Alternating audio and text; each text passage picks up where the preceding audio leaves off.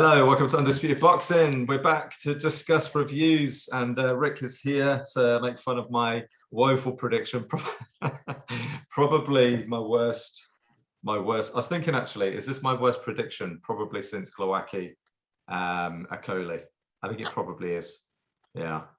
Jason Quigley is knocked out in the second round by Demetrius Andrade on Friday night. Yeah, not great. But anyway, I'll let you have it. Let's get it out of the way, and then we can talk about Crawford Porter.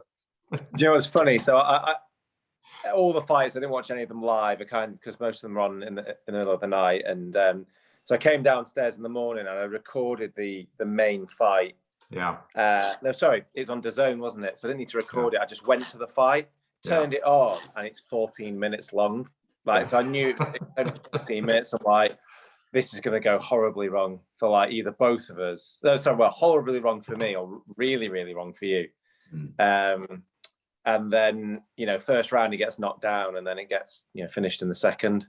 Yeah. So when he went down first time, I'm thinking, there's no way this is, because I just knew it's not going past 2 or 3 rounds with 14 minutes.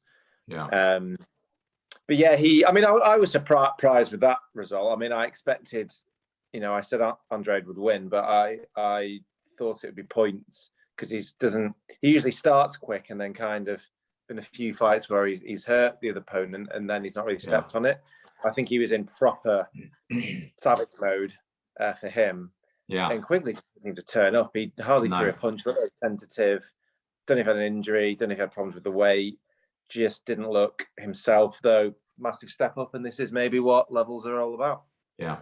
I think there's a number of factors. I mean, I definitely, obviously, got it grossly wrong, but I just saw something in Quigley. I thought he could really cause him problems. Like he had better, in what I had seen of him before, and I really started to think that Andrade, after his last 2 performances, was starting to be on the slide. And I just thought that he might get him at the right time. And also, he does struggle at the weight, and apparently, he was really tight on the weight this fight.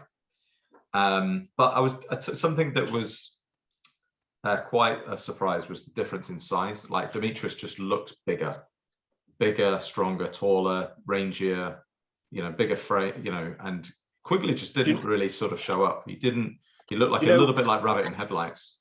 And the pressure got to him. One of the factors, the weight thing, I don't know how long this has been going on for, but I've only twigged on it now in America, where I can't remember what they're calling it. I don't know if it's just on DAZN cards, but normally the weigh-ins around about, if the fight's in an evening, the weigh-ins like lunchtime, 12 or 1 o'clock the day before. Yeah. This, and I think a few of Hearn's cards, because he's been on about it this week and said he wants to do it in the UK. They've been taking place at 9, the official weigh-in, and then they do like a show weigh-in on at the 12, 1 o'clock. Yeah. So it's like another 3-4 hours of hydration. I know that doesn't sound a lot of time, but it is. Yeah. And I think so they do an official weigh-in, and I think it's just them with the officials, and then they do the pretend weight. They do a weigh-in and the face-off and all that, but that weight doesn't matter at that point. It's what it was. Yeah. Back 3 or 4 hours ago, and whether that's helped Andrade a bit, where 3 or 4 hours is quite critical when you're talking 18 hours normally in between. Another 3 or 4 hours is quite a big extra amount of time. Yeah, quite possibly. I think it all depends on the organisation, because I think the IBF have a check weigh-in, don't they? Like in the morning, they can't hydrate, they can't put on too much weight, because some, like Andrade was probably going to be like 170 in there on the night. He'd have put on a good 8 to 10 pounds. He'd have been in there. I don't know what the rules are with the others, whether it says he's got to be done the day before, and therefore they do it about 12-1 because they want a crowd, and that's the best time to get a crowd. Yeah. Normally at weigh-ins. And then they've just gone, well, for safety and for all this stuff, we'll do it earlier, but we'll still get everyone together to do, because it's the face-off people care about, isn't it? Yeah, it is, yeah. So I don't know if that was an extra factor. Potentially, but you just got to say, like, a great performance from Demetrius. What a finish. I know that he's obviously a class below, but he's still got to do the job, and it does kind of send out a statement to the rest of 160 division. And hopefully more people are going to call for the Charlo fight. I mean, I just don't see the Charlo fight happening, but I do think it could potentially open up now that it looks like Canelo's going to take on Makabu, maybe Triple G if he comes through Murata. I think that could be, both on the DAZN platform, that could come about maybe March, April time, and that would be a half decent fight, depending on. I think that's another reason why. Left. I think that's another reason why Andrade put on a bit more spiteful and was a bit more up for it, because I don't know. I think he's been told a few times, you've had a few flat performances in terms of really getting the job done and looking good. You need a real big performance here, and then leave it to kind of Hearn to try and do the deal. Yeah. So yeah, hopefully that will push a more competitive fight, because I think Andrade might be one of those where we don't quite know how good he is, because he's never been at that. He's never fought anyone at an elite level, or not maybe elite, but like really high level, because I'm not sure Golovkin is elite level anymore, but he'd definitely be, Andrade's toughest opponent on paper. Yeah. Well, did you see much of the rest of the card? I'll be honest. I keep getting confused with the Portal one. No, I didn't watch any of the rest of it. So the Julio Cesar Martinez versus McWilliams Arroyo was really shaping up to be an awesome fight. They had a blistering first round, and then unfortunately a cut. I think Arroyo had two cuts on his right eye, which I felt he could have maybe carried on from. They wiped the blood away. The cuts didn't look to be too bad. But yeah, I don't know if he was maybe looking for a way out, but that was really shaping up to be a great fight. I was a little bit disappointed in that one. I wonder if they'll look to make that one again, because it was looking good, looking like a good fight at flyweight. And then super bantam, Akhmadliev, the Uzbekistan warrior, versus Jose Velasquez. Jose Velasquez, Chilean super bantamweight, never fought outside of Chile before. He actually put on an awesome performance against Akhmadliev, but Akhmadliev was just too much for him in the end. He literally threw the kitchen sink at Velasquez, and he would not budge. He punches so hard for a small guy. Like, you can hear the punches; they are vicious. Got great variety. Pivots really well out of the pocket. Got great footwork. Good lateral movement. I really do like Akhmadliev. He's going to be. He's only had like 10 fights. He dethroned Danny Roman, and yeah, I can't see. It'd be I'm not sure if I can see anybody beating him in that way, but yeah, we'll see. And then Callie Reese. I watched the female the semi-final. The winner of that was going to face Chantel Cameron. There was a lot of boos when Callie Reese got the nod. I actually thought it was maybe a draw, but Callie Reese got the decision, so she'll face Chantel Cameron probably in the new year. But overall, I thought it was a half decent fight. There was another heavyweight prospect. I'd say prospect. I think he's 30, 31 now. Australian, Dempsey McKean, Southpaw. Yeah. Matchroom have just signed him. Didn't really see. I think apparently he's done a lot of sparring with AJ and Dillian White, and he's 31. So I'm not sure. We'll see if he can be a sort of a spanner in the works in the heavyweight division. I didn't really see anything too fantastic, to be honest. I've got a few people over in Australia that I know because me and you met out there, didn't we, when we were traveling? But people that I work with, and I've seen them post a few things about him. They're getting very excited about him, and I looked at his record and not really done much at the moment, Yeah. So yeah, maybe one to watch. Who knows? Right, where do we move on to next? Because there was a card in the UK and a card in the US. Another card in the US, Crawford Forza. I've got to say, the boxing schedule is stacked. I'm going to be on the verge of a divorce. All of this boxing, keep it up. Yeah, with. I just watched the main events of the three cards, basically. Because and I did have a look at the top rank card, and I'll be honest, I was going as I came down in the morning, I was going through my recording. I was like, I've never heard of some of these, so it didn't really gravitate me to kind of to watch it. Now there may be good up and coming fighters, and shouldn't necessarily say that because could be missing some good prospects, but it's just with all the other, if there's just one card on one show, you probably go, right, I'll watch 3 or 4 fights, a weekend. Yeah. When there's 3 shows, it's like, it's difficult. But yeah, I mean, what a great, that was my, favorite fight of the 3 that I saw. And I came out of that like quite buzzing, of the fight. Very good fight. Really high. The quality was so high. The entertainment was high. There's a conclusive end. So it had a lot of things, and just go into how because we kind of thought the same thing, which it would be a points victory actually for Crawford. So this is a weird one. This is a weird one, really, isn't it? Because it's almost like before the knockdown, Crawford wasn't doing as well as we thought. I thought it would be not a landslide, but I thought he'd win by maybe 3-4 rounds. Yeah. And it was tight. I think after 9 rounds, I wasn't actually scoring it, but it felt like Porter may have been up 5-4. Really? Okay. I don't know. I was actually scoring it, but it didn't. It felt like it was, one way, one the other. You know what I mean? It could have been 5-4 to one of the other. It was very tight either way. It felt, and there was some tough. I wouldn't have liked to be the judge. Some tough rounds to score. I did feel that the round before that, Porter had won. Sorry, Crawford had won the 9th quite convincingly, and it was the start of Porter seeming a bit desperate and lunging in, and that's in the end. He kind of kept lunging in, and there was an interesting point where it was just before the 10th round where the camera showed Crawford in the corner, and he almost went. It was almost like someone outside the ring, not one of his cornermen, was talking to him, and he was like, "What, him?" And he kept pointing to him. Really? I don't know if they were saying he's winning at the moment, and then he went out and went, right, I've got to do something. Yeah. What did you make of it? I mean, it was a classic Terence Crawford performance. If you think about it, he always does take 2 or 3 rounds to just kind of a little bit like Mayweather used to kind of download the information, download their movement, throw a lot of feints.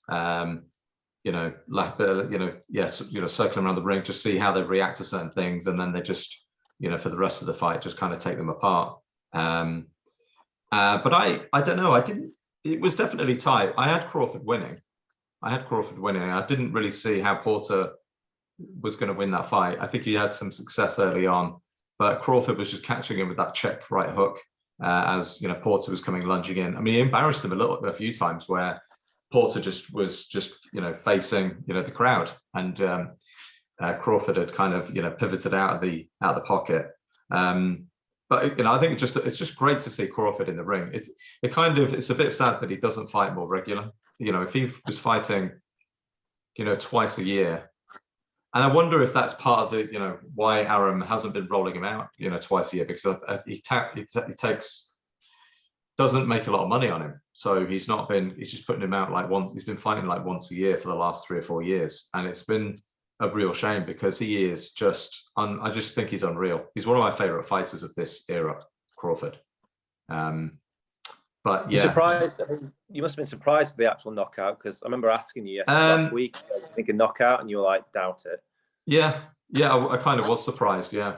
But just goes to show, doesn't it? I mean, somebody gives him the warning, look, you might not win this, and he just flicks the switch. They always say, the great fighters, they find a way, or if one thing isn't working, then they switch to something else. I don't know. There's just so much to him, isn't there?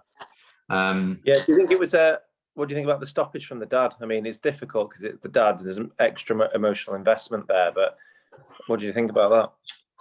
I think if I was just to watch the fight and I didn't know anything about the sort of the cornerman, you probably would think it was maybe a little bit premature, or what, why is the trainer doing that? Obviously, the trainer knows a lot more than we do. Obviously, with it being his dad, he's shown compassion for his son. I think fair play. I'd much rather have that than Josh Warrington against Maurizio Lara getting absolutely beaten up, pillar to post, never really in the fight.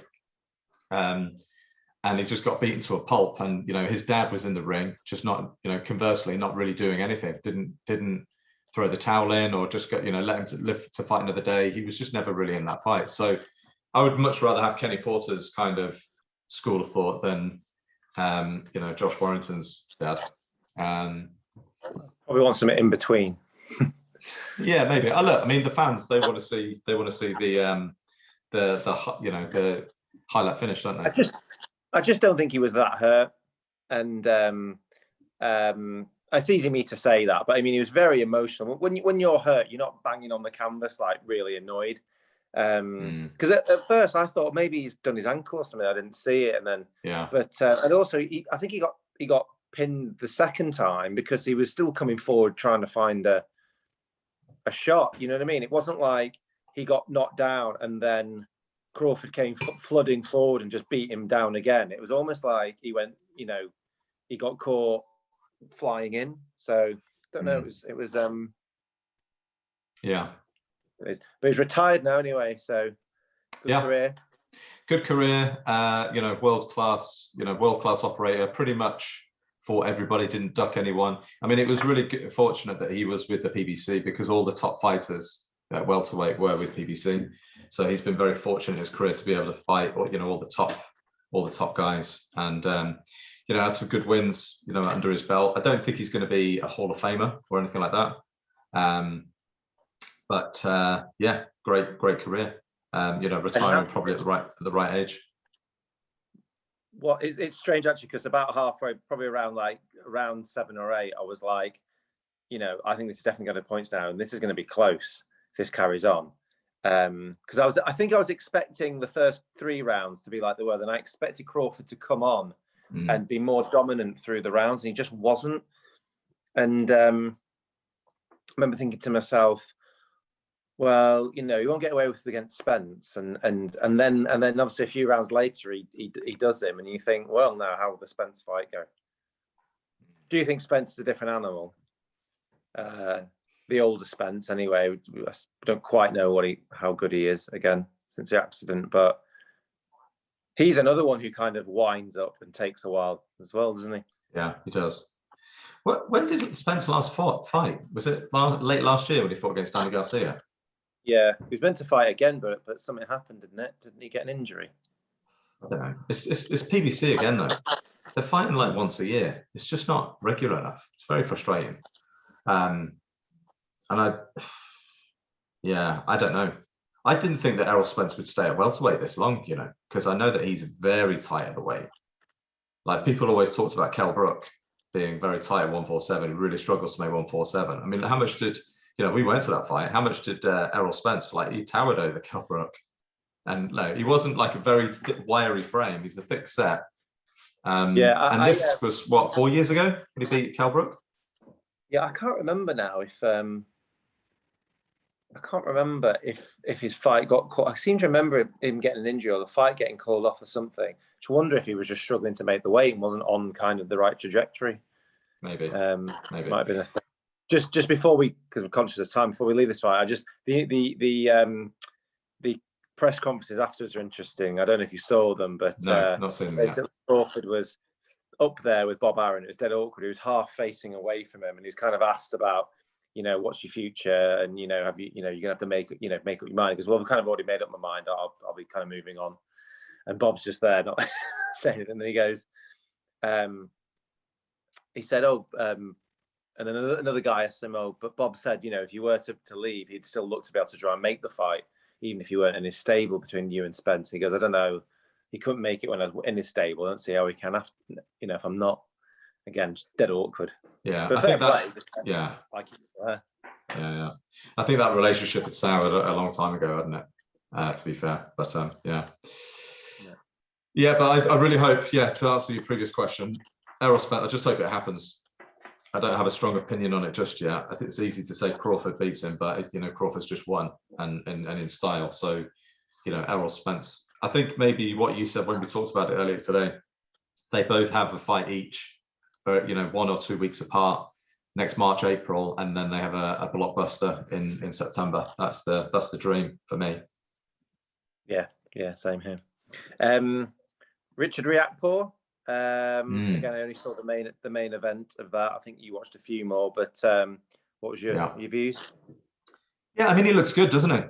He put on a good performance. He has solid fundamentals, good jab, good movement. for a big guy.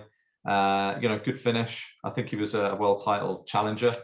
So he's going, up through the levels. I think he's going to be one that Sky are going to, really sort of look to back as being, maybe the next star. But yeah, I thought he looked really good from what I was a saw. bit surprised with the opponent in a sense that he'd fought Makabu in 2020. I think towards the back end. I think it might have even been December. I think he's had 2 fights since this year. And I didn't see the fight, but I remember hearing when they were talking about who he was going to fight that he pushed Makabu. Yeah.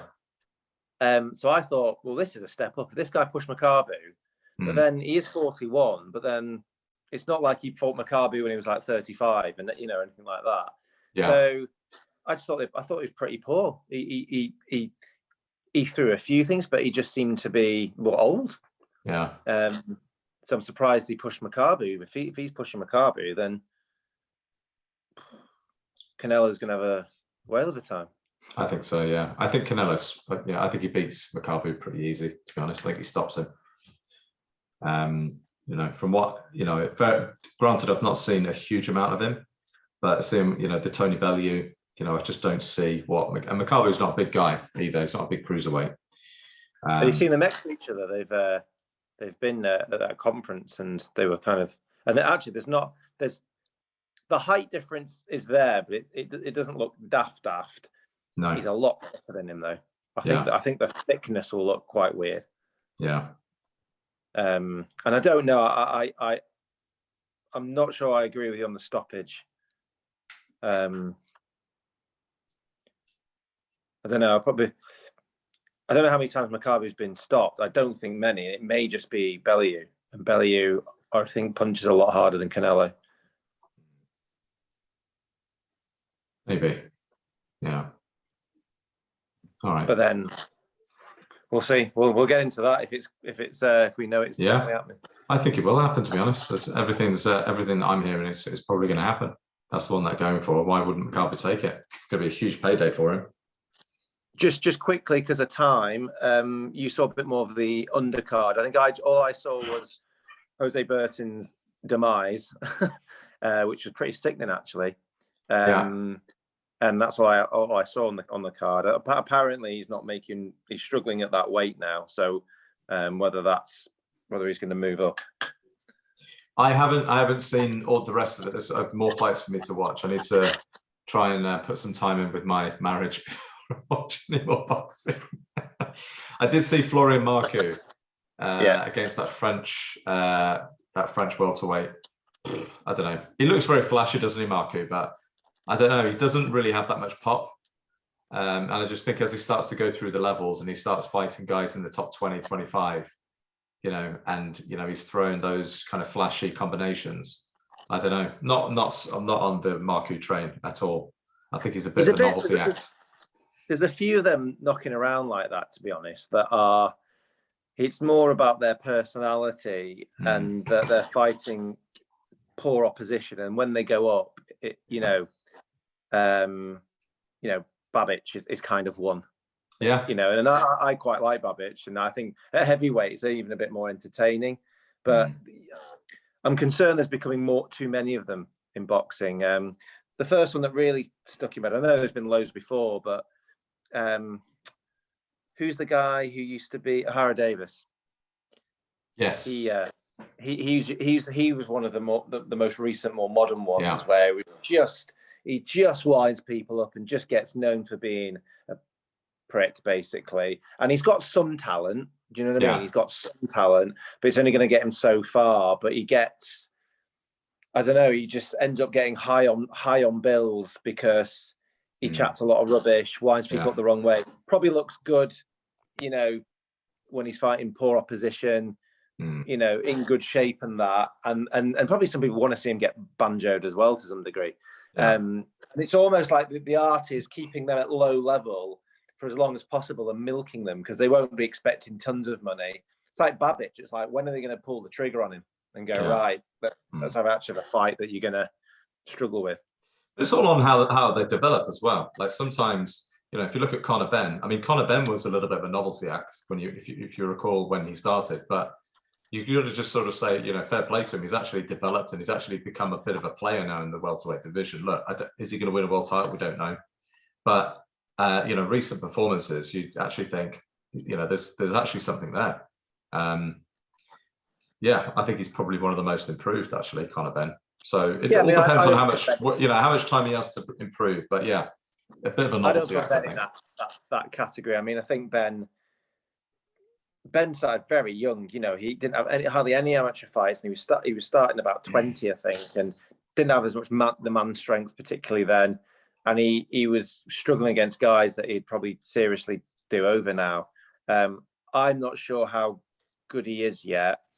I think it's difficult because in his weight, it's a stacked weight division. I mean, really stacked. It's not just like the cream of the crop, a pound in the pound for pound. It's like some of the ones coming through, like Ortiz and Boots, are just could be the next pound for pound as well. Yeah, I agree. So it's the most stacked weight, really. And so he may never win a world title, but actually he's still better than some other British fighters probably that have won world titles. Yeah, I agree. Yeah, it's not going to be easy. All right. Well, I think that's as much as we can round up. I haven't seen any more. I'm going to watch a little bit more this week when I find some time. Let's do another. Lick your wounds, don't you? So I've been away like all day in a jiu-jitsu competition. I come back at like 3:30. I was like, any chance I can have recorded the F1? Any chance I could watch that? And then I need to do a boxing video later. Yeah, I didn't get good feedback. Well, I hope the fans appreciate it and we get at least one more subscriber from it. That'd be really nice. Yeah, I'd like that. All right, let's wrap it up. Come on, anyone watching for the first time, subscribe just for a. Yes, we haven't. I didn't do my shout out. Yeah, please like and subscribe. Thanks very much. All right.